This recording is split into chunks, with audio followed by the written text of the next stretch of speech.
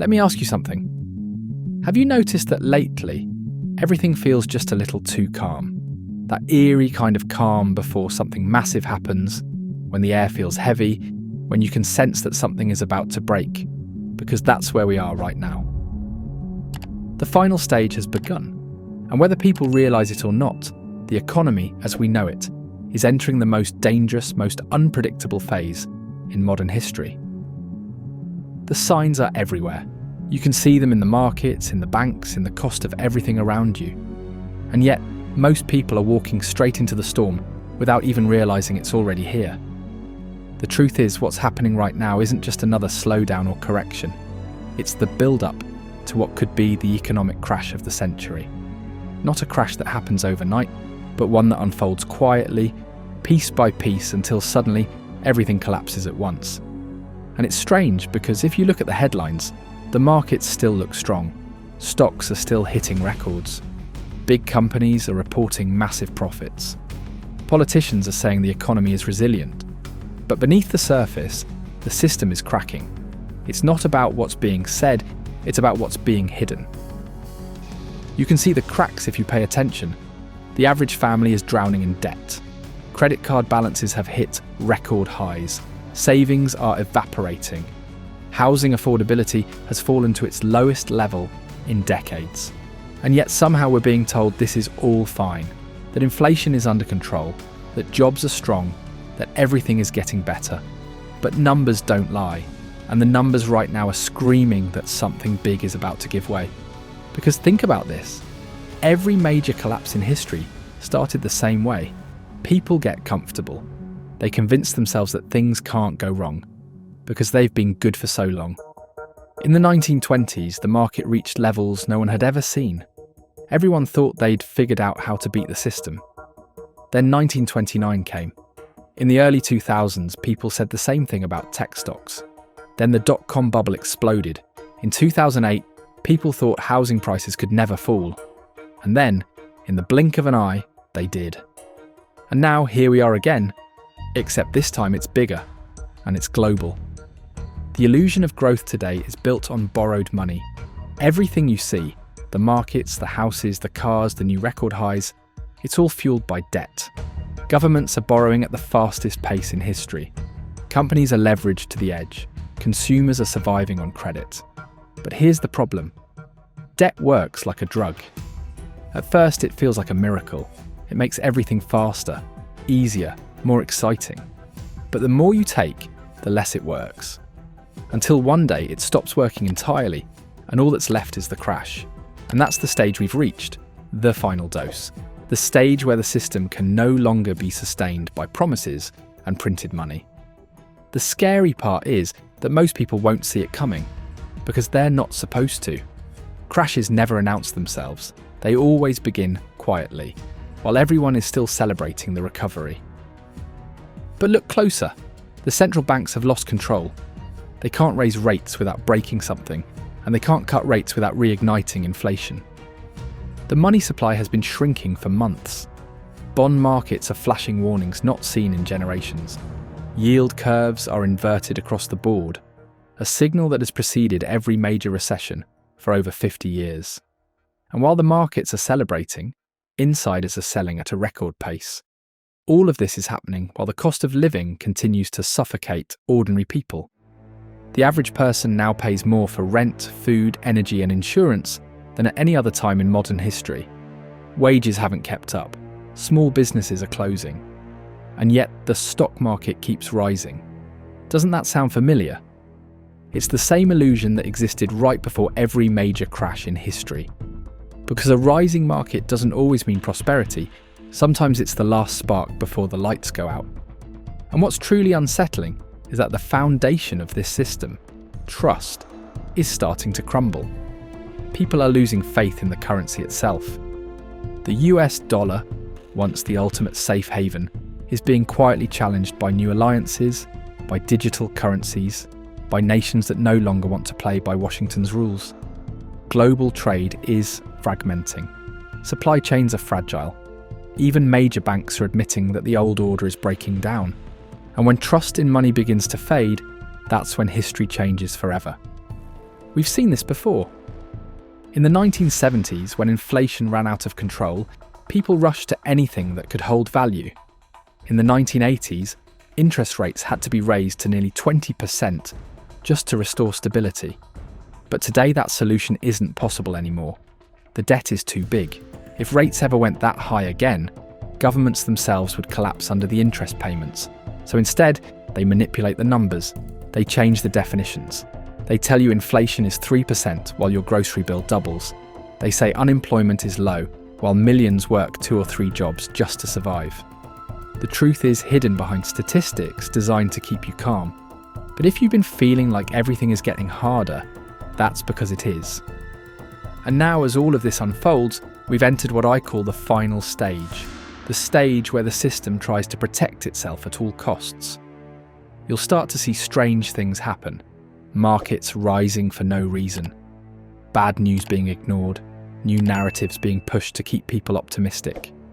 You'll hear about soft landings and temporary slowdowns. But make no mistake, these are the last words before the fall. Because what we're witnessing now is not a cycle, it's a reckoning. Just a quick break, I opened a free Telegram community where I teach how to earn money with YouTube and build channels like the one you're watching. If you want to understand how to do it, there's the link below. Back to before. Look at the data. Corporate bankruptcies are climbing. Commercial real estate is collapsing. Major cities are seeing office towers worth a fraction of what they were just a few years ago. Bank exposure to these loans is enormous, and defaults are starting to pile up. Meanwhile, consumer delinquencies are quietly rising across every category. From auto loans to credit cards to mortgages. It's the same pattern we saw before 2008, only this time the numbers are much, much worse. And then there's the stock market, still pretending that everything is fine. Tech companies are valued at levels that defy logic. Artificial intelligence has become the new gold rush, just like the internet was in the 90s, just like housing was in the 2000s. Everyone is betting that it will save the economy. But here's the problem. When everyone believes something can only go up, that's exactly when it starts to go down.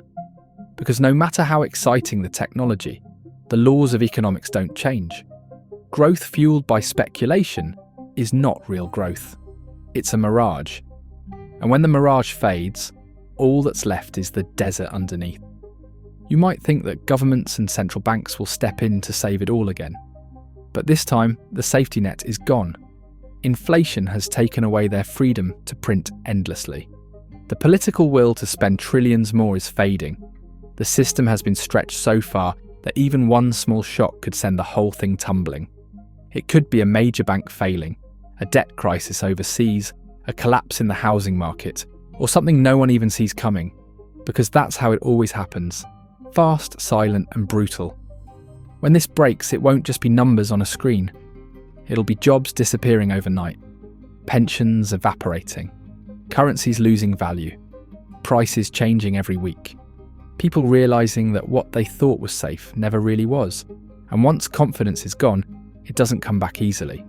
Ask Japan, ask Argentina, ask anyone who lived through a financial collapse and watched everything they built melt away because the system they trusted failed them. We are standing right now at the edge of that moment. The charts are flashing red, the warnings are there. And yet, the majority still believes the story that everything will somehow fix itself. But deep down, people feel it. You can sense it in the anxiety, the confusion, the anger spreading across society. People are realising that the system doesn't work for them anymore, that no matter how hard they try, they fall further behind. That's not an accident. That's what the end of a cycle looks like. The collapse doesn't start with numbers. It starts with people losing faith. What comes next will depend on how long we keep pretending. The markets can't stay disconnected from reality forever. When the pressure becomes too great, they'll snap back violently. The longer we delay the correction, the worse it will be. The crash of the century isn't something far away, it's something already in motion. You can see it in the empty stores, the struggling families, the silent layoffs, the politicians promising stability while knowing they're out of options. The pieces are moving slowly but surely toward a breaking point. And when it finally hits, it won't feel like history. It'll feel personal. because this time it will touch everyone. It will rewrite what money means, how people live, and who controls the future. That's why this isn't just another recession warning. It's the final stage of a system that has been living on borrowed time for decades. A stage where everything that looked solid starts to crumble, where trust disappears, where people begin to realise that what's collapsing isn't just an economy, it's an illusion. Now, this doesn't mean the world ends, but it does mean the world changes. Those who understand what's happening and act early will survive it. Those who don't will be swept away. The key now is awareness, because once the crash starts, it'll move faster than anyone expects. Markets will drop before the news even admits what's happening. Panic will spread. The same experts who said everything's fine will tell you no one could have seen it coming. But you'll know. You'll remember that the warning signs were everywhere, hidden in plain sight. So ask yourself, are you ready for the crash of the century? Because it's not about if anymore, it's about when. The system has reached its limit. The debts are unpayable, the currencies are unstable, the markets are inflated beyond reason. History is repeating itself in front of our eyes. And when it breaks, it won't be a slow decline. It'll be an avalanche. We're entering the final stage. The signals are flashing. The foundations are shaking. The crash isn't coming, it's already here. You just haven't felt its full force yet. But you will. Everyone will. And when that moment arrives, the question won't be, why didn't anyone warn us? The question will be, why didn't we listen? Because the truth is, the collapse of the century isn't a theory anymore. It's reality unfolding in slow motion. And when the last illusion fades, when the markets stop pretending, when the world realises the money was never real, that's when everything changes. That's when history begins again. Smash that subscribe and like button. Let me know your thoughts in the comments. And I also want to remind you that if you want to build a YouTube channel, like the one you're watching now, and make money from it, I opened a free Telegram community with the link below. See you there, or in the next video. Just a reminder, I'm not a financial advisor. This video is for educational purposes only, and any results depend on your own decisions and actions.